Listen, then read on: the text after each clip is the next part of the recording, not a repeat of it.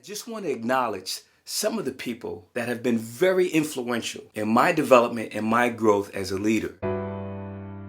So here we go with a major shout out segment or segments and some experiences and some stories that I just want to share with everybody. And the first shout out that I really want to give some special love is to my man Don. Don was 10 years younger than me at the time as a very young leader. I'm watching Don type, and Don's typing maybe 150 words per second. Yeah, per second. That's how good and fast this guy was able to type. But he is brilliant, and I told him that. And he had a sense of humor, and he had this ability to engage and develop this culture within the team. And you know, Don had a foam finger, a number one finger.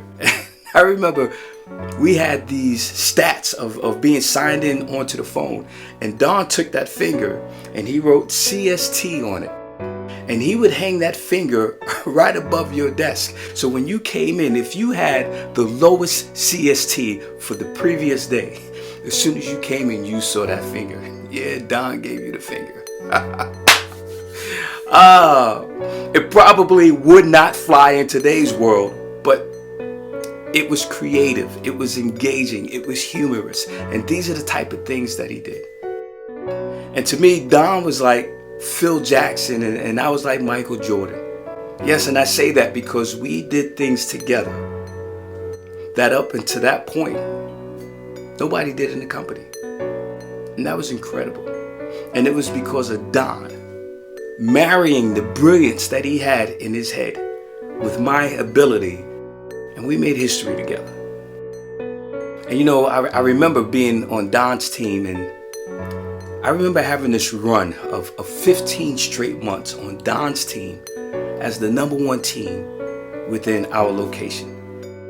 And that, it just breeds success. That was the environment that he was able to cultivate and nurture a winning environment. And that was huge. And that was part of the environment that I personally wanted to create within my leadership run of team members and family. And I remember one day that I thought that I was just done with sales. And I went to Don and I said, I think I'm going to transfer over to service. And Don was like, what? You want to transfer over to service? You know, Les Brown has this quote that I always use. And the quote is, you can't see the picture when you're the frame. And Don saw something in me that I didn't see at that point in time. And he convinced me to stay in sales. And what he did, what was a power move that imprinted on me that I learned, was Don said, why don't you go home? Why don't you take some time off? Why don't you think about it? Get out of here. Clear your mind and dig deep and figure out what you really want to do. And we were already busy. We were busy. But he didn't care about that. He cared about me. And that lasted forever. I've never forgotten that. And the rest is history because I've spent my entire career in sales. So thank you, Don, for all your love, for all your guidance. I am super proud of you. So thank you for all of those early years.